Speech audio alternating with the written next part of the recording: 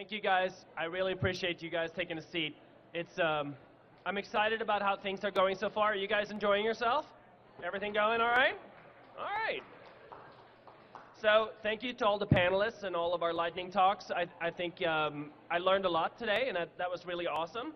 I am now here to introduce to you Mr. Andrew Hinton, the author of The Understanding Context, Environment, Language, and Information Architecture. So Andrew works at State Farm as a senior digital experience architect in the UX Center for Excellence here in Atlanta, and he has previously served as a senior consultant for the Understanding Group. Andrew is a co-founding member of the Information Architecture Institute, so celebrity in the house, people. And has worked for more than 20 years helping organizations make better places for humans. Please welcome Andrew.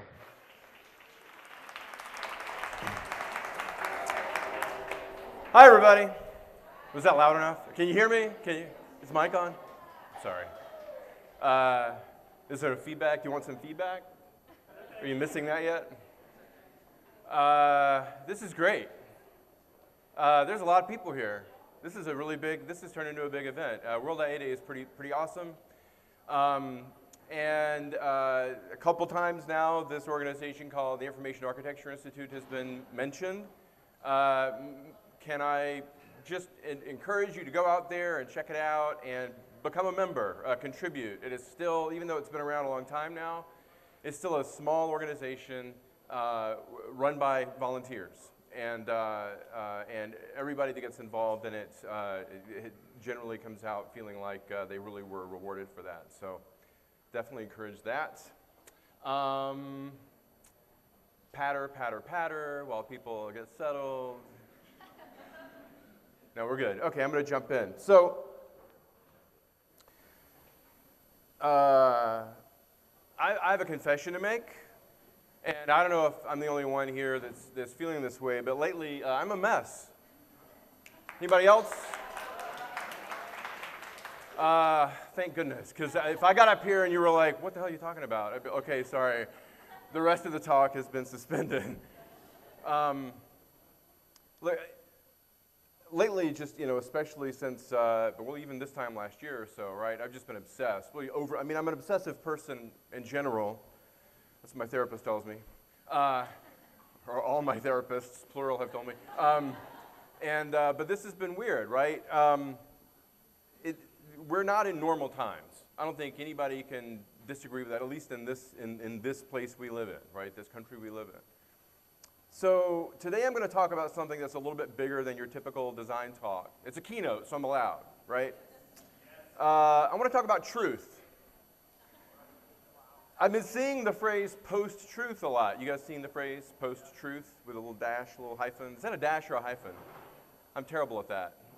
Anyway, as in we're living in a post-truth world, and since information architecture is largely about what things are, where they go, and how they're connected together, then knowing whether something's true or not seems to be a germane issue for doing information architecture.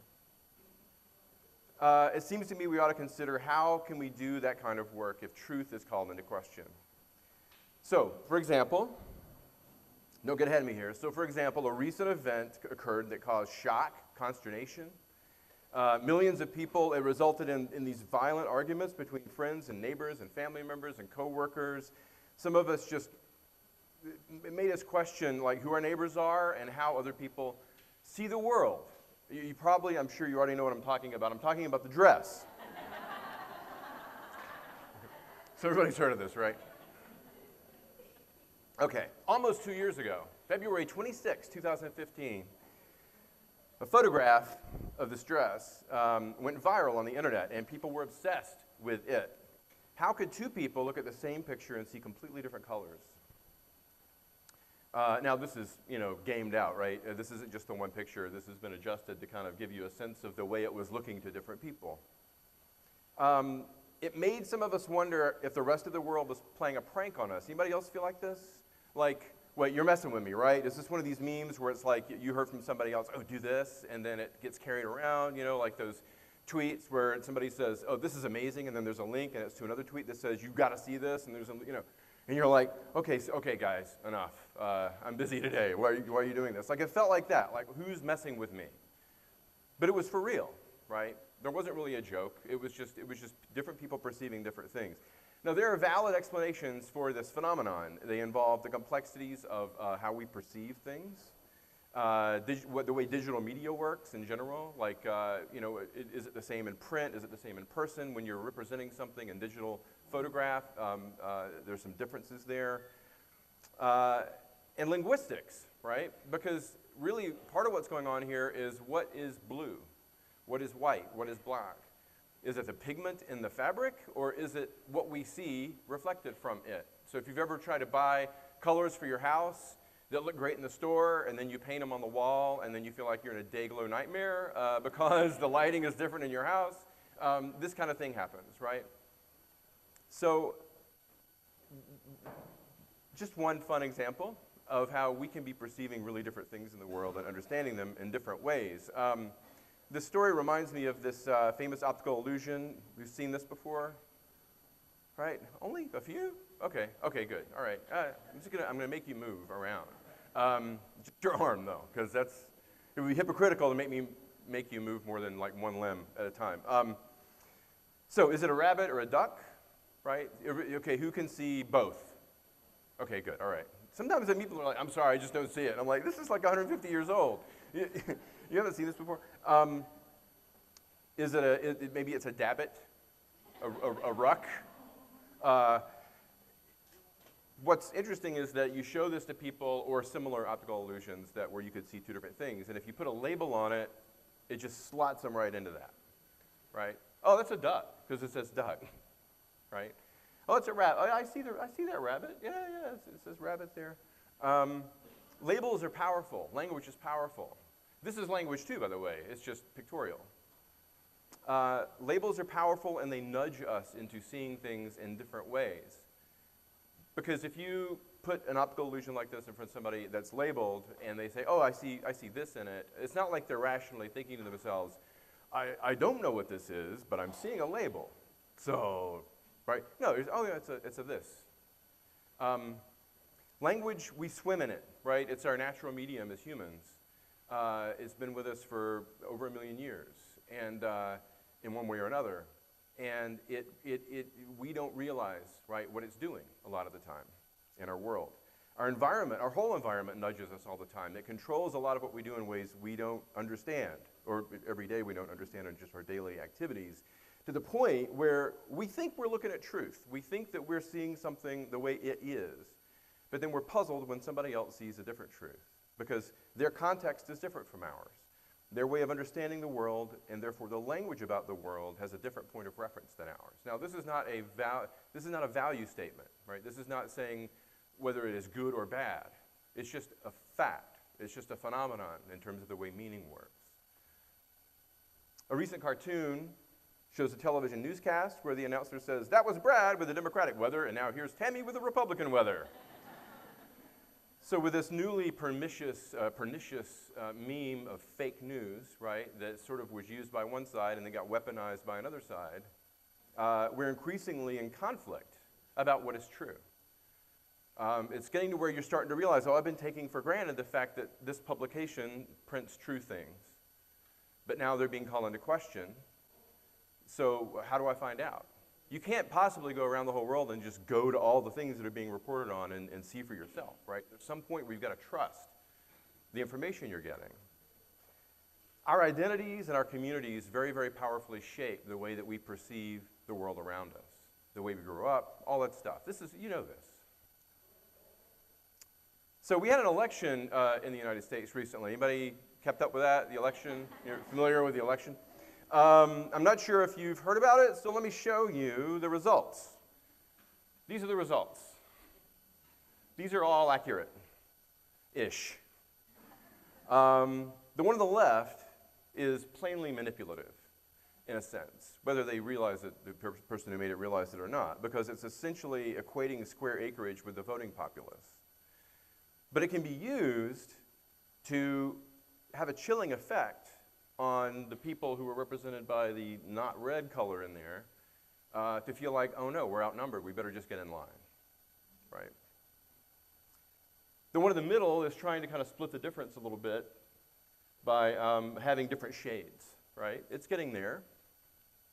This one is trying to still do the plain red and blue, but then it has to warp the shape of the country in order to make that fit. These actually I grabbed from a Twitter flame war that was going on during the Super Bowl between some people. It was a trip. Maps like this have agendas, whether we want them to have them or not. Anytime we represent a part of the world, we have to represent it in a way that is only a subset of that world, or else then we're just pointing at the world, right? So when we talk about or show or whatever things in the world, it's narrowing. It's making a decision about what part of that truth am I going to show you.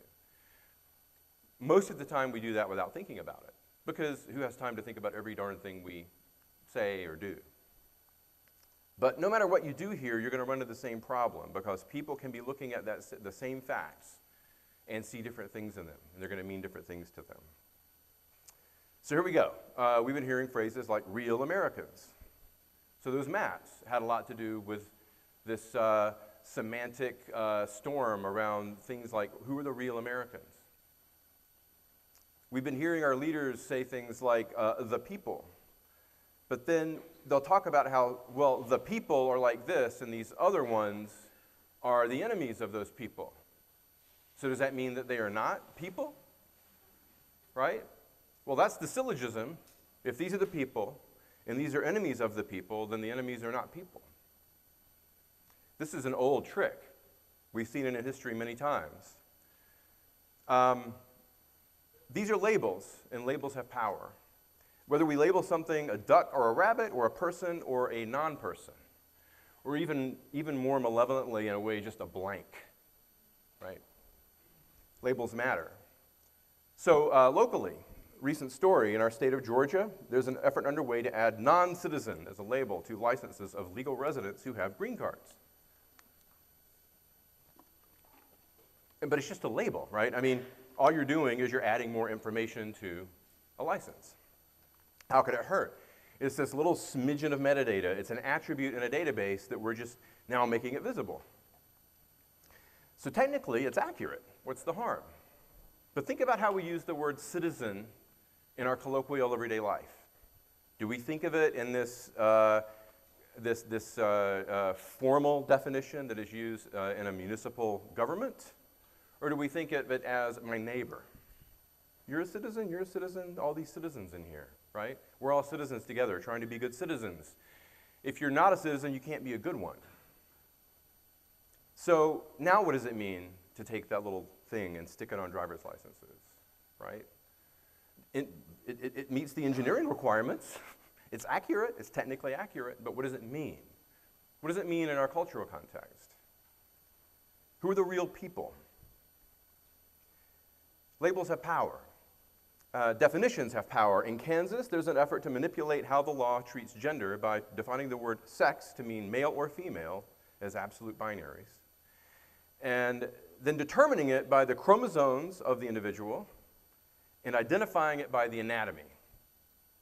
Now, just trying to pick apart exactly what they mean by these things is a mess, right? I mean, look, those of us who understand how biology and psychology work realize this is a primitive, ignorant, brutally, overly simplistic model. And I think we all know what the political impetus behind it is. But there we are. Labels matter. Language has power. It shapes the way that we understand the world and the way we behave in it toward one another. And language is owned by the people who are in power. They get to use it in ways they want to, and they get to constrain the people who don't have the power. So what does any of this have to do with World Information Architecture Day? We're here to have fun. Andrew, yeah, you're leaning next door. Oh my God, I was trying to get away from politics. What the hell? These are not normal times, right? So really everything I was talking about, it has everything to do with information architecture. Information architecture is about bringing clarity and understanding to ambiguity. It's about establishing coherent meaning. Information architecture uses language as its primary medium for placemaking and sense-making. And as our friend Jorge Arango, a co-author of the new edition of the Polar Bear book over there, as he eloquently puts it, it's about preserving the integrity of meaning across contexts. But meaning, right, is messy. It's messy business. Our friend and colleague Abby Covert's beautiful book, by the way, the founder of this very conference, all hail Abby. It's called How to Make Sense of Any Mess, for a reason. And a great bit of truth in her book is this statement that intent is language. By the time, I mean, you can have some half-formed thought in your lizard brain, but in order to actually make it happen, you have to actually at least articulate it to yourself, right? You have to at least be able to tell yourself, I'm doing this for a reason, right? That language is the medium of intent. And I would say the reverse is also true, that language is intent. So intent is language, and language is also intent, whether you mean it to be or not. You know, a lot of what's going on in our culture right now is a lot of argument over the use of language and not being politically correct, right? Well, let me talk the way I want to talk. I'm tired of being politically correct. I'm tired of being shamed for talking this way or that way. And then on the other hand, you've got people who seem to be just overly, just so concerned about every little word, and they're using words in ways that feel like they're pussyfooting around something, and just come right out and say it, right? But when we think about the fact that language is the infrastructure of our civic society, there are contexts where the language we use matters in ways that it doesn't in others. So how do we make sense of messes? How do we bring clarity to ambiguity? We orchestrate meaning by using labels, relationships, and rules. This is just one of my pithy ways of talking about IA, but these are the building blocks and the engine parts, right, the moving parts of information architecture. And when we label something, we are making a value judgment on it. When we use a word for a hyperlink, we're deciding that's the word to use and not all the other words I could have used. When we create structures for people to navigate, we're creating paths that can be taken and omitting paths that cannot be taken. When we relate this to this in a thesaurus, or we relate this to this in a database, we are making a value judgment. And most of the time, there's nothing to worry about. But increasingly, this is getting to be more complex, and the things that we're being asked to do are parts of more and more parts of our lives. It's no longer just I'm going to sit on a computer screen and do a website, look at a website, and then the rest of my life is free of all this stuff that IA does. It's in everything now. It's getting to be in everything now.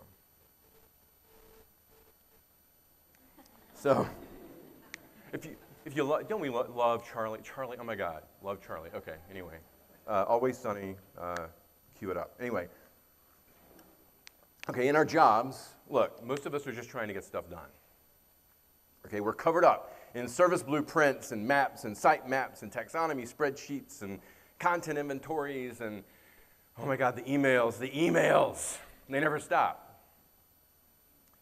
We're just trying to explain to people seemingly over and over again why you need to stop and not start making interfaces yet. We need to figure out what we're making first, right?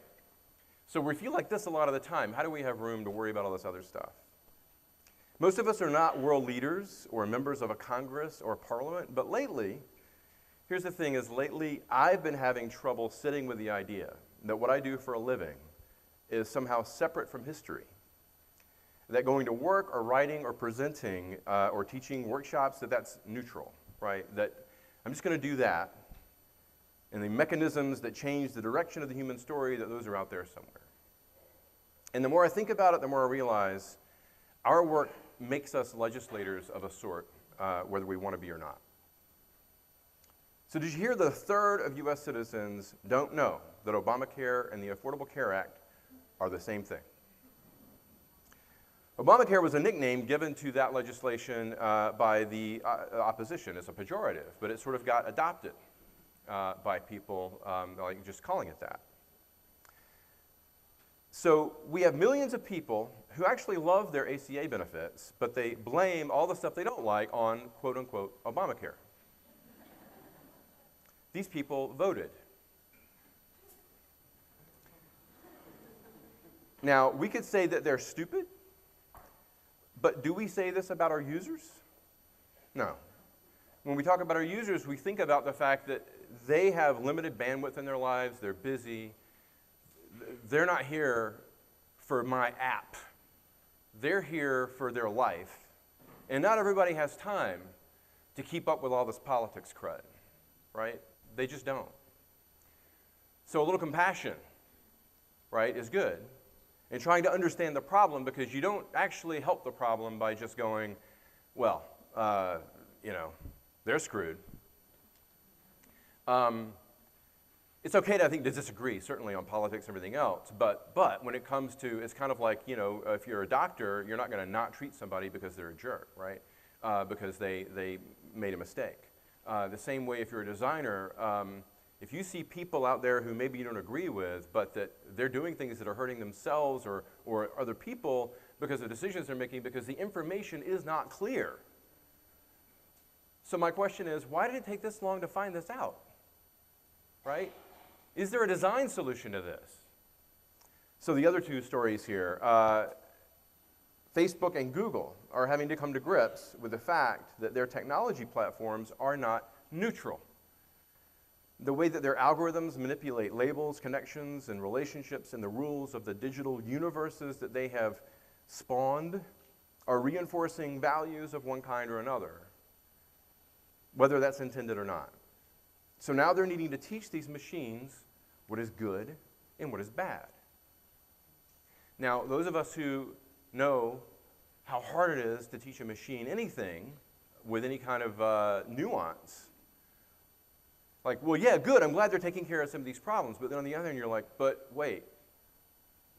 Then you think of the problem that they were actually trying probably to avoid, which is, how do you now become the police of meaning? How do you become the police of good, bad, true, false?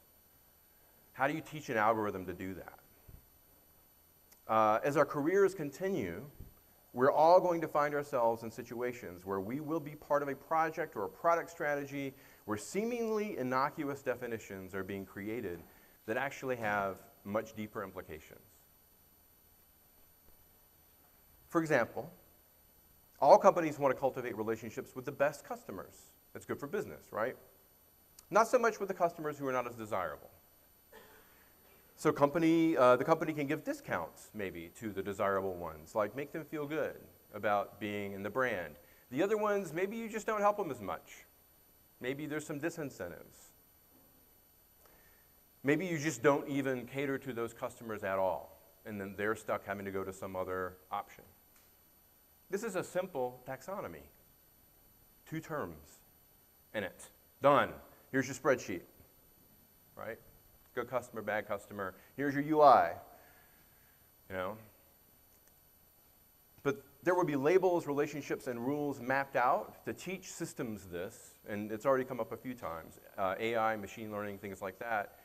We can't even necessarily trust that a human is going to sort of empathetically interpret some kind of a rule like this. We're having to literally teach machines what these things are. Seems like no big deal, but what about the single mom who is working 3 jobs and sometimes just doesn't get the bill paid by the due date? Right? She could use a discount. Familiar with clout, right? I call this like the clouting of the world.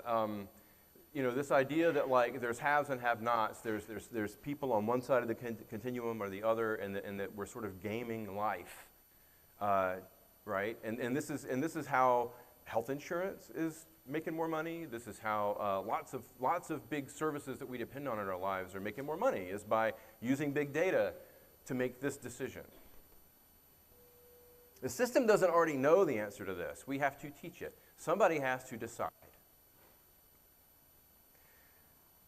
So as uncomfortable as it is to say this, truth is made, right? If we're talking about truth, look, there can be facts in the world, like objective reality in the world, that's fine. But when we talk about truth, that's interpretation. Because you could be the one person on a desert island who says the sky is blue and everybody else says it's green, and is it going to matter that you're factually correct? What is the truth on that island.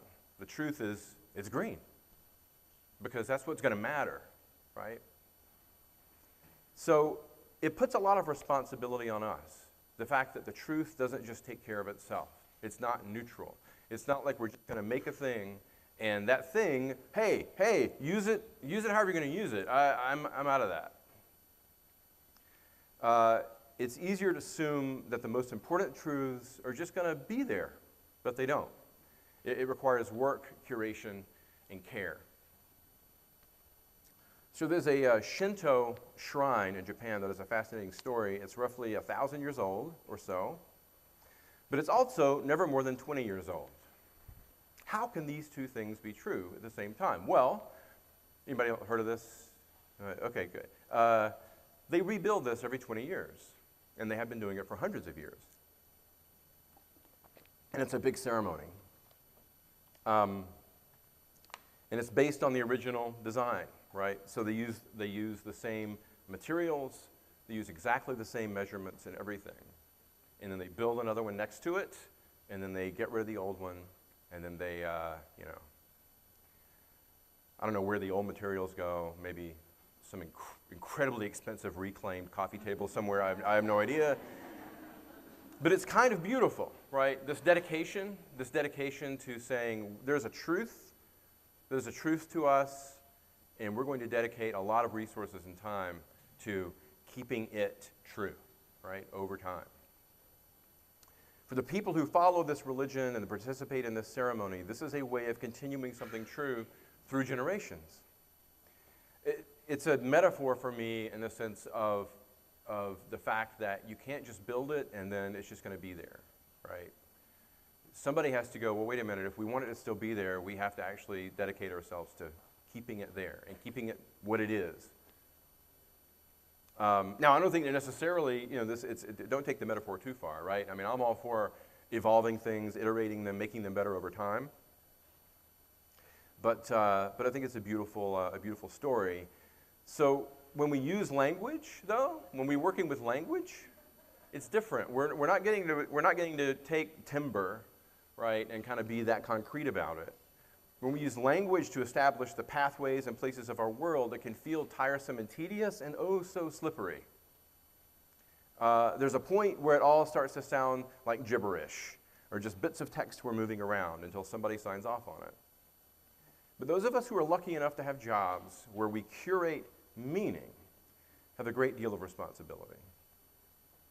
Because there are people who at some point in the infinite web of connected points will depend on the truth that we participated in making. They will find that the field and a healthcare form either makes sense for them or it doesn't. That a label, a relationship we've defined someplace will allow them to feed their kids or keep their house, or it won't.